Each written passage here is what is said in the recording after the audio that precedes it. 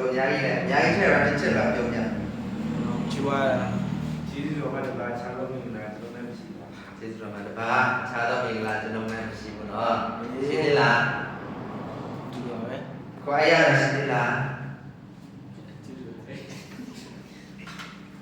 အတူတူပဲလား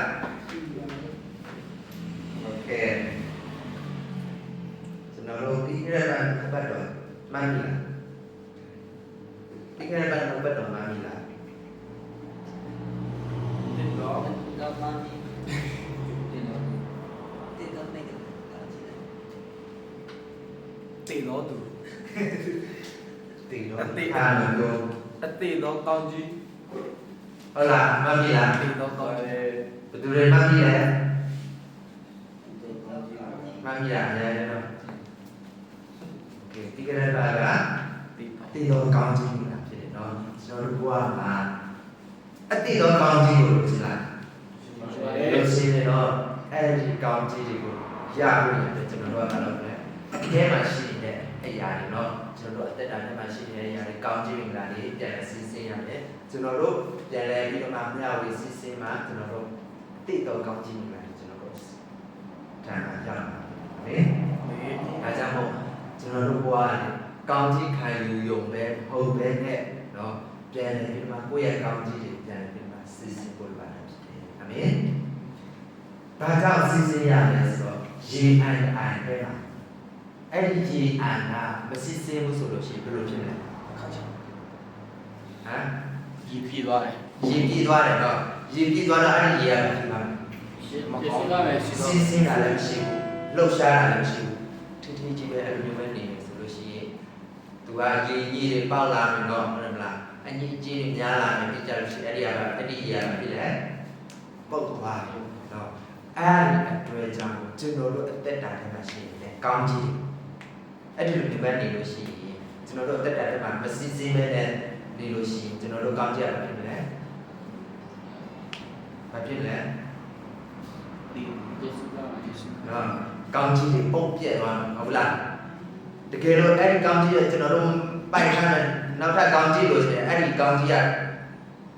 ကြာလာလို့ရှိတဲ့ဘယ်နေရာမှာသွားထိုင်ကြတယ်နော်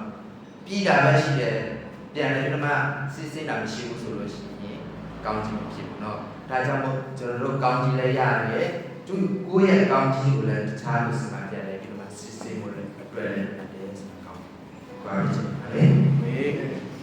โอเคဒီဘက်တော့တော့ရအောင်စီလာတယ်ဒါလောဒီလားဒါလောဒီလားဒါလောပါလေတိုင်ကာဟမ်ဒါနမဆိုတဲ့အရာတွေ့ဘူးလားတွေ့ဘူးဘာလို့မတွေ့ဘူးလဲဒီဘက်တစ်ဘက်ကဒါကာတယ်ဒီဘက်တစ်ဘက်ကဒီလိုမျိုးကာထားတဲ့ကာလေတိုင်ကာလေးဒီလိုတန်းဒါကာဆိုတဲ့ဒါကာနော်နံပါတ်တော့ထဲမှာဒန်လွားလို့ရေးထားတယ်အဲ့ဒီဒန်လွားကိုဘာဖြစ်လို့ယူဆောင်ရလဲဘာဖြစ်လို့လက်ထဲမှာကာထားတယ်ကာကွယ်မှုကာကွယ်ဖို့တော့ဘာအတွက်ကာကွယ်ဖို့လဲကိုချစ်တော့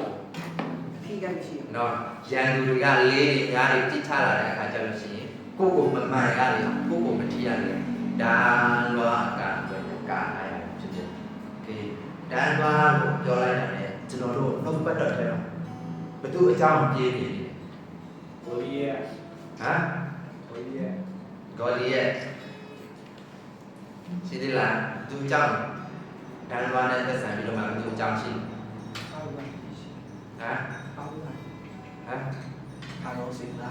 ဟာရောစင်တာပြီးတော့ရှင်းတယ်လားရှိတော့လာတော့ဘောရှိတို့အာရဟံတို့ဟုတ်လားအဲ့ဒါပဲသိလားအဲ့ဒါပဲသိလားနော်ဒန်ဝါလို့ပြောလိုက်တာလေကျွန်တော်တို့ဟိုဒါဝိသိလားဒါဝိကိုဘိနာတကယ်ချင်းဟုတ်တယ်နော်ဟုတ်လား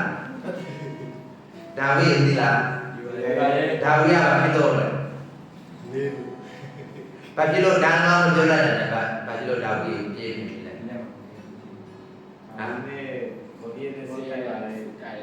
ဒါဝိနဲ့ကိုလင်းနဲ့စိတ်တိုက်တဲ့အခါမှာဒါဝိမှာဒန်ဝါရှိလားမရှိဘူး အဲ့ဒါဘာဖြစ်လို့ဒါဝိအကြောင်းပြောတယ် ဘုန်းကြီးမှရှိတယ် โอเคဘာဖြစ်လို့တန်ဝါလို့ပြောလိုက်တာလဲဒါဝိကိုပြေးနေပြီလေဆိုလို့ရှိရင်ဒါဝိကိုကပြောထားတယ်ရှိစာလံကျမ်းထာဝရဘုရားဒီ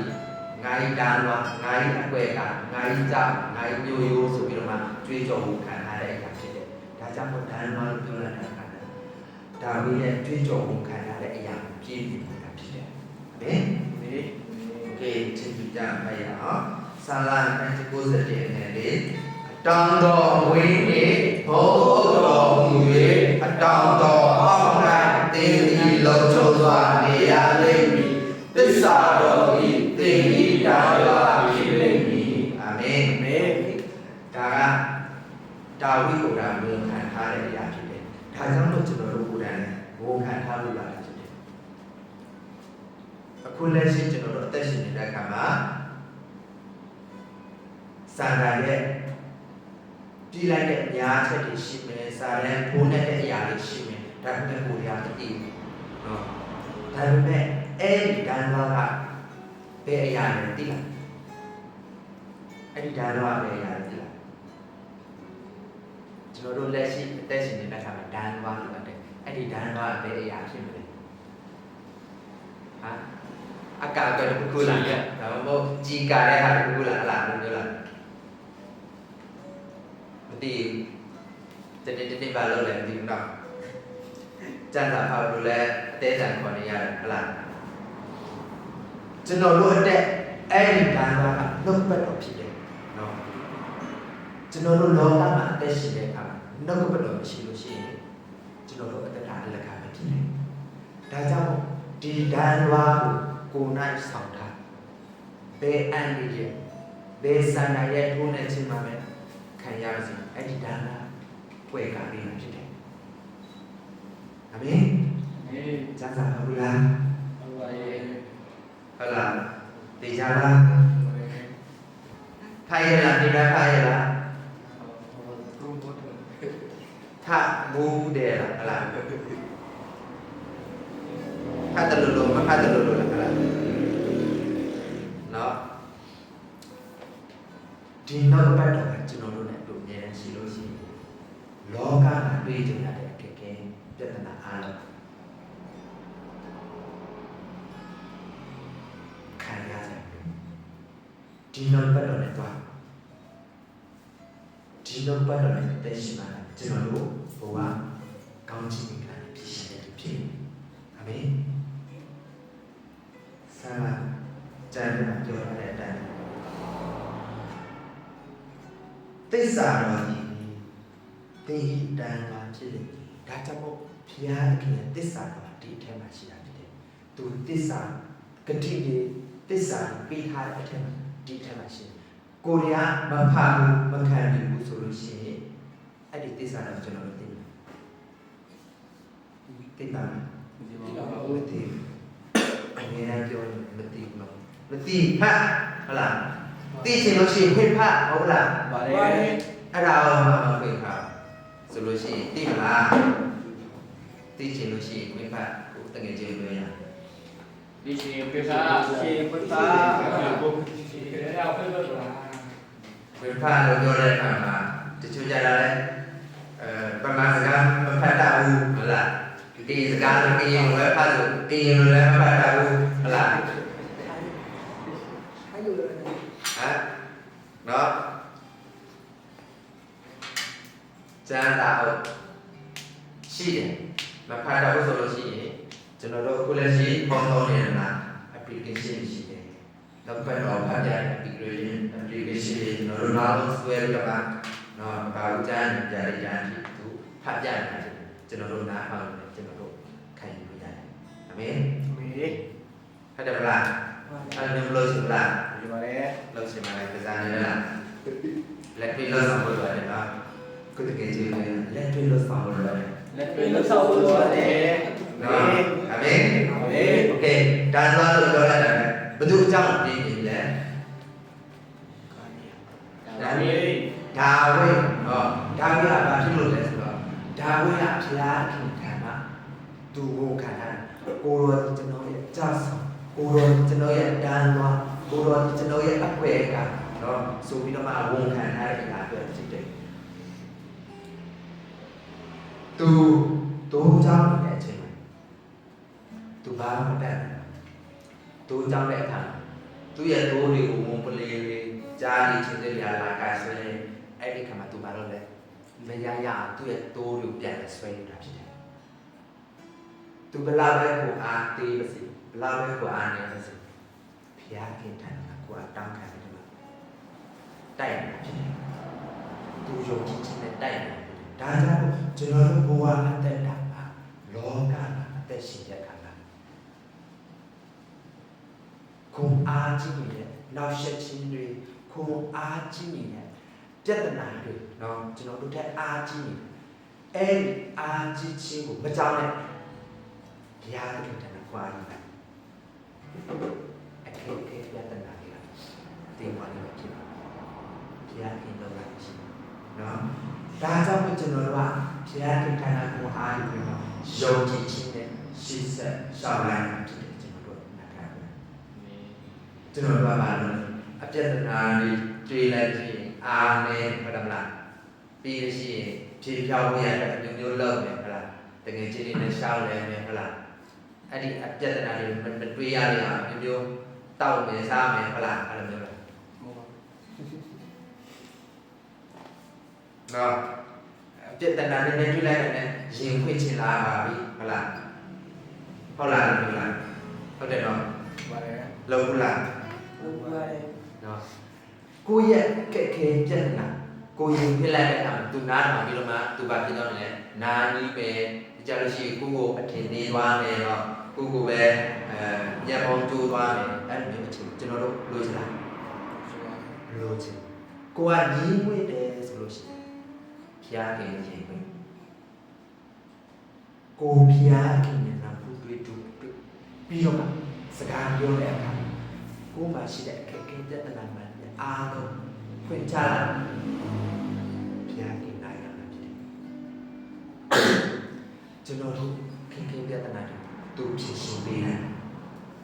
ကျွန်တော်တို့မတတ်နိုင်တဲ့အရာသူတတ်တယ်ကျွန်တော်တို့လုပ်နိုင်တဲ့အရာသူလုပ်နိုင်တာဖြစ်တယ်အာမင်ဒါကြောင့်ခင်ခင်ပြဿနာကြောင့်ဒါလူတွေကိုလိုက်မှရှင်ဖို့မဟုတ်ကိုယ့်ရဲ့အခက်အခဲပြဿနာကို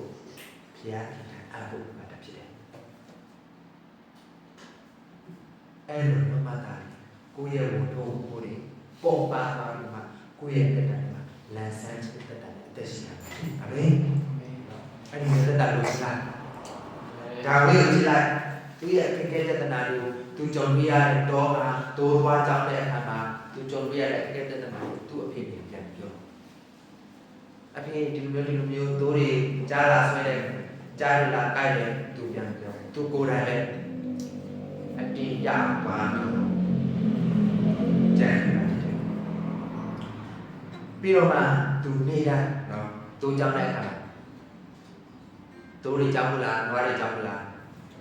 နွားကြောင်းဘူးလားနွားကြောင်းတဲ့အခါမှာကျွန်တော်တို့ကလို့နောက်လေးပါလို့လေလာလေးကလွယ်တယ်ပြီးရင်နွားလိုလာပြီးတော့မှတော့တိတ်ပြအောင်အိုက်ရတာအဲ့လိုမျိုးလားဆိုပါတယ်အဲ့လိုမျိုးလားဟုတ်လားနွားလိုလာပြီးတော့တဲပေါ်မှာကြာအိတ်တာလားအဲ့လိုလားဟုတ်လားအဲ့လိုမျိုးဖြစ်နေလားနော်ဒါဝိရအဲ့လိုမဟုတ်သူသဘောကြောင်းလို့နေရနော်တိတ်ပြီးအောင်ခံပြီးတော့မှသူဘာလုပ်လဲစောင်းတီးပြီးတော့ဘုရားကိုချီးမွမ်းနေတာဖြစ်တယ်ကျွန်တော်တို့သိမှာဖြစ်တယ်အခုကကျွန်တော်တို့အားတယ်လို့ပဲနော်ဂိမ်းစောမယ်ဟုတ်လားအောင်းကြည့်မယ်ပြီးအိတ်မယ်နော်ဘုရားကိုချီးမွမ်းဖို့ကောင်းတယ်မှလည်းရှိအုံနောက်ထဲမှာလည်းရှိနှလုံးသားထဲမှာလည်းရှိအဲ့လိုမျိုးချင်းနေဆိုလို့ရှိရင်ဘုရားရဲ့စကားပြောလာမယ်ဆိုလို့ရှိရင်ကျွန်တော်တို့ကြားသိပါအချီးရှိတာဖြစ်နေနော်ဒါဝိကိုယ်တိုင်ဘုရားကိုချီးမွမ်းတယ်စောင်းတီးပြီးတော့သူ့ဒီမျိုးဂီတာမျိုးမဟုတ်ပါဘူးเนาะကီးွယ်လဲသူရှိမှလည်းရှိမှာမဟုတ်ပါဘူးဒါပေမဲ့သူတက်နိုင်တဲ့အရာเนาะစောင်းတီးပြီးတော့ဘုရားကိုချီးမွမ်းရတယ်သူ သူ့ရဲ့ချီးမွမ်းတော်ဘုရားသခင်နဲ့တည့်နေတာဖြစ်တယ်အဲ့ဒီအချိန်မှာဂေါလိယစစ်တပ်တွေကလာပြီးမှသူတို့ဣသရေလလူမျိုးစစ်တိုက်တဲ့အခါမှာသူ့ရဲ့အကိုတွေကလည်းအဲ့ဒီသူများစစ်တပ်လာတိုက်တဲ့အခါမှာရှစ်တန်းထွက်ရတဲ့အချိန်ကိုအလိုမျိုးချင်းနေတာပါသွားတယ်အဲ့ဒီအချိန်မှာသူ့ဖေကသူ့ခေါ်ပြီးတော့မှဒီစားရတွေယူသွားပြီးတော့မှရှစ်တန်းမှာရှိတဲ့အကိုတွေစီမှာသွားပေးလိုက်ဆိုပြီးတော့မှသူသွားတယ်အဲ့ဒီအချိန်မှာသူရောက်တဲ့အခါမှာဂေါလိယကအကောင်ကြီးနော်တွေ့ဘူးလားဂေါလိယတွေ့ဘူးလားဒီလိုကတော့ဒါမဲ့ဒီပုံမှာကြည့်လိုက်အကောင်ကြီးနော်ဒီကြလို့ရှိရင်ထောင်မောအဲ့ဒီဂေါလိယတွေ့တဲ့အခါဣသရေလလူမျိုးတွေကတရားကြောက်တရားချင်းပြန်ပြီးတော့မှတိုက်ရဂေါလိယလည်းသူတို့ဗာလဲလာငါနဲ့တိုက်ဆိုပြီးတော့မှချိန်ချောင်းပြီးတော့မှသူတို့ကိုယ်ွယ်နေတဲ့ဘုရားကိုလည်းစော်ကားပြီးမှပြောတယ်အဲ့ဒီအချိန်မှာဒါဝိဒ်ကြားတဲ့အခါမှာသူဘာဖြစ်လာလဲသူကိုယ်ွယ်နေတဲ့ဘုရားကိုများစော်ကားတာခံပါလားကျွန်တော်တို့ကခံလာပြန်ပြောပါမယ်နော်ဟုတ်တယ်လား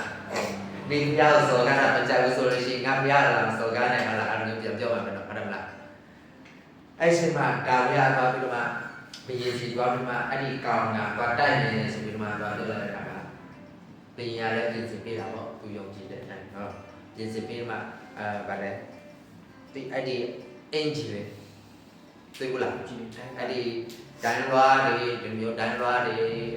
ဓာတ်တွေရောပြီးတော့မှစေဝအင်ဂျီရောသူ့ဝတ်တဲ့အခါမှာသူခေါ်လို့တဲ့နဲ့သူမတဲ့နိုင်ဘူးအဲ့ဒီကအလေးသူအဲ့ဒီအလေးကိုသူဖယ်လိုက်တော့မှသူပြနဲ့သွားလဲဘာနဲ့သွားလဲဘာနဲ့သွားလဲသူကသူဘာမှမပါသူပါလာပါပြီလဲပါရှိလဲ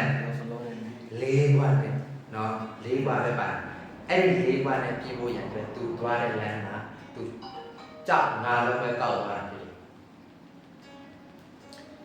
အဲ့ဒီလူကောင်ကြီးကိုသွားတိုက်ဖို့ရန်အတွက်သူဘယ်ဟာကိုအားရသူဘယ်ဟာနေရုပ်ကြည့်ချက်ကြီးနဲ့သွားတိုက်ဟုတ်တယ်မလားကျွန်တော်တို့ကအဲ့ဒီလူတန်ကြီးနဲ့သွားတိုက်ရမယ်ဆိုလို့ရှိရင်သွားရဲနော်ဒါကြောင့်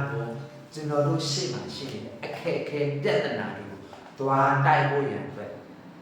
မကြောက်ခွန်အားယူဖို့ဘုရားရှိတယ်ဘုရားခင်နဲ့ခွန်အားနဲ့သွားဘုရားခင်နဲ့ခွန်အားစီမှာနော်ဘုရားခင်ကခွန်အားတောင်းခံပြီးတော့မှသွားယုံကြည်ခြင်းအဖြစ်နဲ့ဘုရားခင်လောက်ဆောင်နိုင်တယ်ဆိုတဲ့ယုံကြည်ခြင်းနဲ့သွားအဲ့ဒီလေးသွားအောင်နိုင်ချက်ခွင့်ရမှာဖြစ်တယ်အခက်အခဲပြဿနာတွေကိုကျွန်တော်တို့ကရှင်းထားပြီးတော့ငါသွားရဲငါကြောက်တယ်ငါမတိုက်ရဲဘူးအဲ့လိုမျိုးချင်းနေဆိုလို့ရှိရင်အဲ့ဒီအခက်အခဲပြဿနာကကျွန်တော်တို့ကမူကြည့်တော့မှနော်လမ်းနဲ့ပဲကြောက်တာနဲ့ချင်းရှိတယ်ဒါကြောင့်ဒီရဲ့အခက်အခဲပြဿနာတွေကိုဘယ်တော့မှမကြောက်ဘူးဘုရားခိတာအဲ့ဘုရားခိတာကိုအားတောင်းတာဘုရားခင်လည်းပဲယုံကြည်ခြင်းဖြင့်ရှောက်တယ်အဲ့ဒီလိုမျိုးလောကကျွန်တော်တို့တက်တာလည်းကောင်းကြီးတယ်ပြည့်နေရှင်လာရှိပြီးတော့ကျွန်တော်တို့ခက်ခဲပြဿနာအောင်နိုင်တဲ့အပြင်ဘုရားရဲ့ဖြစ်စေမှာဖြစ်အာမင်အာမင်အဲ့ဒီချိန်မှာသူသွားတဲ့အခါမှာသူလောင်လေးဘွားကိုကန်သွားတယ်ပြီးတော့မှသူသွားတဲ့လမ်းမှာသူကြောက်လာတော့ပဲကန်သွားတာဖြစ်တယ်အဲ့ဒီချိန်မှာဂေါလိယသူ့ကိုတွေးတဲ့အခါမှာသူကပြောတယ်ဂေါလိယကပြောတယ်သိလားဒီလေးဦးအောင်ပြီးလို့ပြောတယ်နော်ငါစီမလာတာတဲ့ဒန်လည်းမပါနော်ဒါလည်းမပါပြီးတော့စေဖို့အင်ဂျင်လည်းမပါနဲ့ငါ့ကိုဗာလဲမထင်မမြင်ပြူတာလားနော်ငါ့ကိုအထင်မကြီးရလားအဲ့လိုချင်းအဲ့ဒီချိန်မှာဂေါလိယကလည်းသူ့ရဲ့ဓာတ်ကိုလည်းချနော်သူ့ရဲ့ခမောက်ကိုလည်းချသူ့ရဲ့ဒန်တော်ကိုလည်းချပြီးတော့မှသူနဲ့ထိုးမယ်တိတ်ပေါ့ဒါပေမဲ့ဒါပြရတာလေလောင်လေးပါကိုချိန်ပြီးတော့မှဂေါလိယကိုပြေးလိုက်တဲ့အခါသူကဖုတ်တက်မှန်လာအဲ့ဒါဘာဖြစ်သွားလဲဂေါလိယဘာဖြစ်သွားလဲဒီတော့လေ လေကြာပြီးတော့မှတတိလေးပါတယ်အဲ့ဒီအချိန်မှာတာဝဲပါလို့ ဖြတ် သွားပြီးတော့မှအဲ့ဒီဂေါ်လီရဲ့ဓာတ်နဲ့သူ့လက်ထဲဖြတ်လာတာဖြစ်တယ်ကိုမှဓာတ်တို့ဓာတ်လားဓာတ်လွားနေမှာပါပြီမဲ့နော်ရန်သူရဲ့ဓာတ်ကိုယူပြီးတော့မှအောင်နိုင်တဲ့ဖြစ်ရဖြစ်တယ်ဒါကြောင့်မို့ကျွန်တော်တို့ဘဝအတ္တမလုံနိုင်ဘူးမတက်နိုင်ဘူးဆိုတဲ့စကားတက်တာလည်းမရှိဘူးဘုရားခင်ကိုအားကျွန်တော်တိုက်နိုင်တယ်အငြင်းအမှုခိုင်းတယ်အာမင်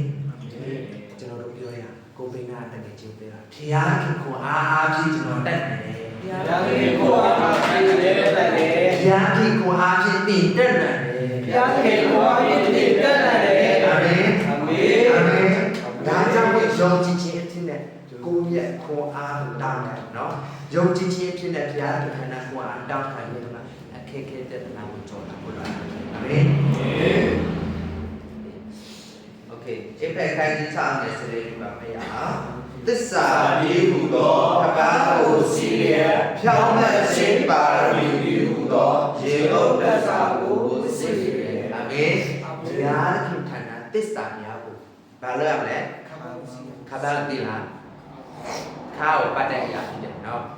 ခဘာစီပြီးတော့မှဖြောင်းမဲ့ခြင်းပါရမီတည်ဟူတော့ဗာလဲဒီလိုသက်သာနော်ကိုယ့်ရဲ့အရှိမတော့ဒီမှာရန်သူများများတဲ့ပြည်တဲ့အခါမှာမထိခိုက်ရအောင်ဒီမျိုးဥပမာအခုခေတ်ဆိုကြည်ကာလို့ပါတော့နော်အဲ့လိုအင်ဂျီကိုဝုတ်ခံနေတယ်ဒါပေမဲ့နှုတ်ပတ်တော်ပြောထားတဲ့အတိုင်းကျွန်တော်တို့ကအဲ့ဒီသစ္စာတရားကိုကျွန်တော်တို့ဗာလဲမလဲစီထားကျွန်တော်တို့တက်တယ်မှာစီထားပြီးကြလို့ရှိရင်ဖြောင်းမဲ့ခြင်းနော်ဖြောင်းမဲ့ခြင်းဆိုတာကိုကျွန်တော်တို့ဝတ်ဆင်ထားမှာဖြစ်တယ်ဒါကြောင့်တင်းရဘွားကြောက်ရွံ့ခြင်းတွေမှာမရှိစေတယ်သစ္စာနဲ့တွားဖြောင်းမဲ့ခြင်းတရားတွေတွားနော်ကျွန်တော်တို့ကမန်မှန်ကန်ကန်ရှောင်နိုင်လို့ရှိပြီးတော့မှကြောက်ဖို့မလိုတကယ်လို့ကျွန်တော်တို့ကမန်ကန်ကန်မရှောင်ဘူးသူများလိမ့်မယ်နော်သူများကို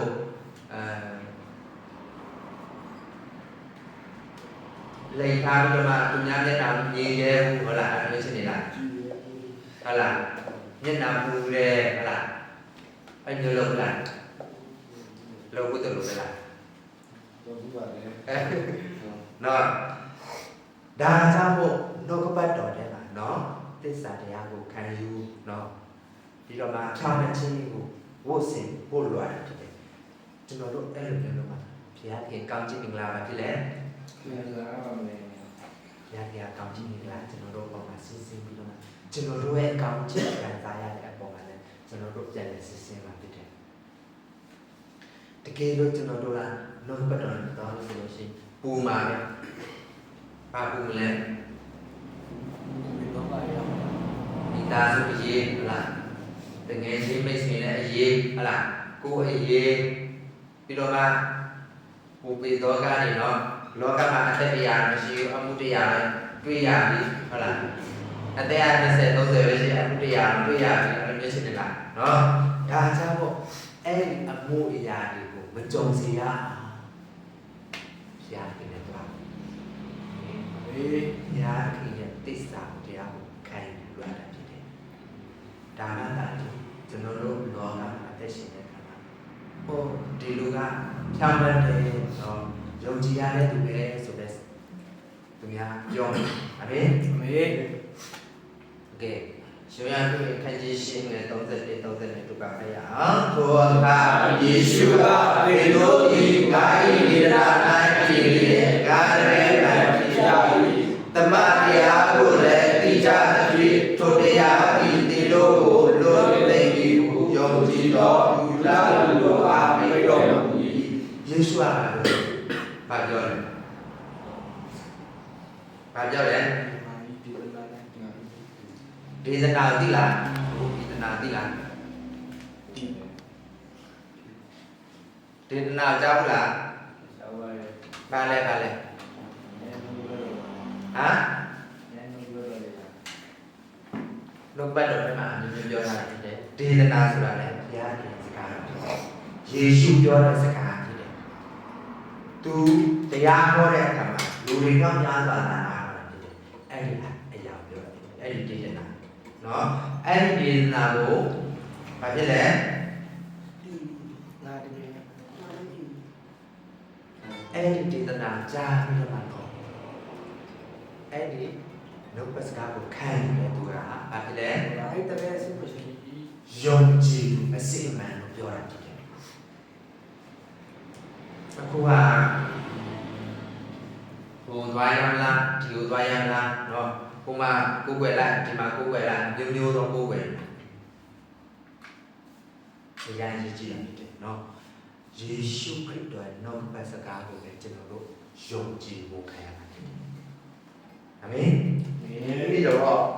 တမန်တရားကိုလည်းသိကြဖြစ်ထိုတရားတို့သည်ထိုတရားသည်သင်တို့ကိုလွတ်လေဒါကြောင့်ကျွန်တော်တို့ယေရှုခရစ်တော်ရဲ့နှုတ်ပတ်တော်တမန်တရားကိုခံယူဖို့အရေးကြီးတာဖြစ်တယ်ကျွန်တော်တို့အဲ့ဒီလိုမျိုးနှုတ်ပတ်တော်ခံယူမှသာတယ်ဘာဖြစ်လဲကောင်းချီးမင်္ဂလာများစွာဆက်စပ်လာပြီးကြလို့ရှိရင်ကျွန်တော်တို့ကတကယ်ပဲစစ်မှန်တဲ့ယုံကြည်သူတစ်ယောက်ဖြစ်လာတာဖြစ်တယ်အာမင်ပြန်ပြီးကိုယ်တော်ပြောတာဖြစ်တယ်နာမတော်ကြောင့်တရားဘာလဲလဲ ဒီလိုအရာတော့ ရှိဥပါရှာတယ်ဖြစ်တယ်အခုကကျွန်တော်ကရှာတယ်ကျွန်တော်တို့ကရှာတယ် ပတ်စံရှာစား ဘာရှာလဲစာမယ်တောက်မယ်ဝုန်းမယ်နော်အိမ်ပို့မယ်အဲ့ဒါတွေပဲရှာကျွန်တော်တို့ရောက်တဲ့နေရာကဘုရားခင်ကောင်းချီးလာရှိအဲ့ဒီကောင်းချီးမင်္ဂလာမခံရဘူးဆိုလို့ရှိရင်အဲ့ဒီကောင်းချီးမင်္ဂလာရမရဘူးကောင်းချီးမင်္ဂလာအရင်ပြေးမှန်တယ်ဆိုတော့သူလည်းဘုရားခင်ကအားလည်းဖြစ်တယ်ဒါကြောင့်မို့ကောင်းချီးမင်္ဂလာကိုပေးမှန်တဲ့သူကျွန်တော်တို့မရှာဘူးဆိုလို့ရှိရင်ကျွန်တော်တို့ကလည်း ပေါင်းချင်းတာ ကောင်းချီးမင်္ဂလာပြည့်ဝမခံရအာမင်ဒါကြောင့်မို့တင်းရဘွားပါဘယ်တော့မှတရားထုံးနေတယ်ဘယ်တော့မှတရားထုံးမရှောင်နိုင်ပါဘူးပြောချင်တာတော့တကယ်ချင်းနေနဲ့သွားတကယ်ချင်းနေနဲ့ရှောင်လားအဲ့လိုမျိုးလားအဲ့လိုမျိုးပြောချင်တာဖြစ်ရတယ်သွားတင်းကိုယ်တိုင်ရားနဲ့သွားလို့ရှိရင်အဲ့ဒီတကယ်ချင်းနဲ့တင်းနောက်ပါလာတကယ်ချင်းတို့လိုက်ရှာကြတယ်အာမင်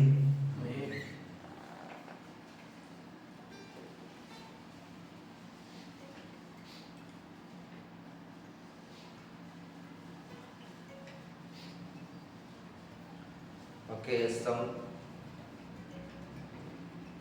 tệ đi nó. Sala Kanjitia Tesabu Ngetia Teseli Wapia Turoni Chinoi Kweka Chinoi Baiwa Hiro Kuni No Kabato Nyole Yedi Badi Amen. Guru Devane Chinoi Kabwe Chinoi Baiwa Okay. Đã ra một nó bắt đầu nhỏ đi một vài. Thì nên cha nào nên nó bắt đầu lục cả dài này.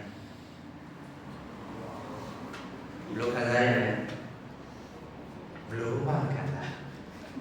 Cả lại. Cả lần nhiều lần. Lục cả dài này. Cô Aya này. Chị thế là đừng về làm.ถ้าเจ้าเป็นจำนวนโรงเรียนสินาไปพาเรื่องแล้วนกกระโดดโยนนี่ฮะอาเมนนกกระโดดโยนนี่เรียกนี่ฮะนี่ได้สานาเสียคุณนะครับเป็นมาถ้าเจ้ากูโรนี่จำนวนนี้อะไรกุเอกากาจำนวนรูปกุเอกาเนี่ยตัวพยาธิเป็นอะไรจำนวนรูปยาใช่ไหมไอ้ได้ค่ะเป็นรูปโบราณไอ้อะไรที่ละဒီပါဦး မသိဘူးနော်တချို့တွေကဘောဘယ်လိုလဲဟုတ်တယ်ဟုတ်တယ်လားအဲ့လိုပြောအိတ်တာသိလား ဒီပါ မသိဘူးနော်ကိုဘယ်လိုအိတ်တယ်မှမသိအတန်ထွက်လားနော်အတန်မထွက်ဘူးလားဟုတ်ဒါပေမဲ့အဲ့လိုပြောအိတ်တဲ့ချင်းဖျားသိခွင့်ခံနေတာအမေမတော်တဆတော့အဲ့ဒီ problem တွေကြောင့်ကျွန်တော်တို့ဗာလဲတခါတည်းအိတ်ပြောသွားလို့ရှိရင်သိရောမလားသိတော့မနဲ့နိုးလာလား ဘူးတော့ပါ နော်ဒါကြောင့်မို့ဘုရားရဲ့ကိုယ်ကချင်းကိုပြန်တယ်ပုံမှန်ရှင်းမဖို့လွယ်တယ်ဘုရားကျွန်တော်ဒီတန်သွားတယ်ဘုရားကကျွန်တော်တို့ကိုယ်ကပြီးလာတာဖြစ်တယ်အဲ့ဒီအချိန်မှာကောင်းတဲ့လူမျိုးစောင်းနေဘယ်လိုမျိုးစောင်းနေတော့စေကြောမနေလို့လာတဲ့အခါမှာဘာဖြစ်လဲစေကြောနာတယ်ဟုတ်လား ဟုတ်တယ် နော်အဲ့လိုမျိုးကြည့်အောင်ကျွန်တော်တို့အဲ့ဒါပေမဲ့လို့ထိုင်ရတယ်ပဲဘုရားကပြည့်စုံနေတယ်ဟာလေလုယာ အမေ အာမင်နော်ဒါကြောင့်မို့ဒီရဲ့စတမ်းမှာကျွန်တော်တို့ဘာလုပ်ရမလဲ လောကဘုရားတော် နောက်ကပတ်တော်နဲ့သွားမှာဖြစ်တယ်နောက်ကပတ်တော်ဖိုင်ရမှာဖြစ်တယ်အာမင် အမေ โอเคဆုံးသက်စတမ်းအားဆုံးသက်ဖိုင်ရမှာနော်ဆာလာတဲ့ဒီမဆက်ကိုငယ်စလင်သာဝရဘုရားကိုပြောလေးတော်အာယူလေးရေရီတော်စင်လုံးရှိတော်သာဝရဘုရားကိုပြောလေးတဲ့တော်အာမင် အမေ ကျွန်တော်တို့ဘာလုပ်ရမလဲ သာဝရဘုရားကို ညာကြီးရှောင်းနေရတာညော်လေးနဲ့ဆိုတာသိလားသိလား ဒီလာတော့ ညော်လေးနဲ့ဆိုတာသိလားအဲ့ဒီစကလုံးကြားဘူးလား ကျောင်းတော် ကြားဘူးလေအဲ့အတိတ်ပဲသိဟုတ်လားသူအတိတ်ပဲသိလားညော်လေးနဲ့ဆိုတာကျွန်တော်တို့ကအိမ်မှာနေတယ်အဖေမြအပြင်သွားလို့ရှိရင်ကိုကမာလိုက်မှာပေါ့နော်အမေမဟုတ်ပါလားပေးဆိုလို့ရှိရင်အမေမလာချင်းအဲ့တကားပေါက်မှာပဲညော်နေအဲ့လိုမျိုးအချင်းဖြစ်တယ်ဒါကြောင့်ဘုရားကအဲ့လိုမျိုးပဲညော်နေတာဖြစ်တယ်ကျွန်တော်တို့ပဲနေရတယ်ဘုရားကကျွန်တော်ဘယ်လိုမျိုးပွဲကာအစနေလဲဆိုကိုညော်နေတာဖြစ်တယ်ပြီးတော့ဗာလဲအာယူရဲ့ရဲရဲတော့စိတ်ဆိုလို့ရှိရင်အမေတခါတလေကျွန်တော်တို့ပြဿနာတကယ်ရှိနေကြုံတွေ့ရမယ်အဲ့ဒီအချိန်မှာဝန်နေချင်းပြီးတော့ပန်းချင်းတွေကြောထွေးပြီးတော့မှခေါင်းထောင်နေတဲ့အချိန်တွေဒါပေမဲ့အဲ့ဒီအထက်မှာမကြရှောင်းဘူးအာယူပြီးတော့မှဘုရားရှင်ကရဲရဲချင်းချင်းကိုပါတာအမေဒါကြောင့်မို့ဘုရားခင်ကိုမျော်လေးလေးရဲ့နေတော့မမျော်လေးမဲ့နဲ့မနေပါနဲ့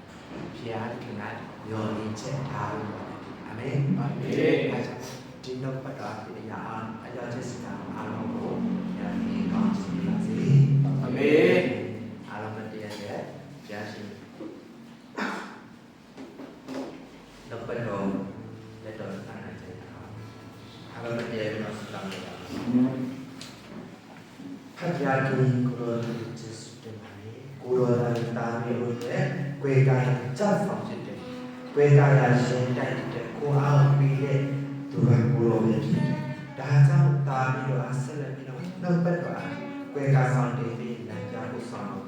နေ့ရက်တိတန်တဲ့တဲ့ပြီးတော့ကျေးဇူးတော်တွေပဲရှင်မွားပါတယ်နေ့တိကတန်တဲ့တဲ့ပြီးတော့ကျေးဇူးတော်တွေပဲရှင်မွားပါတယ်ဒီနေ့ရဲ့ချိန်တိုင်းမှာပါဖို့ဒီကိုပဲရသူကပြည့်စုံရတဲ့ကျေးဇူးတော်တွေပဲရှင်မွားပါတယ်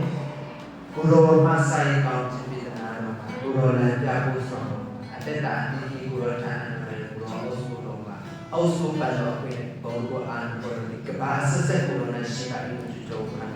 ဒီနေ့မှာသူပါလာတဲ့မှာကိုရောကူပဲလေလက်ချစ်လာတဲ့ရလာတော့ပဲ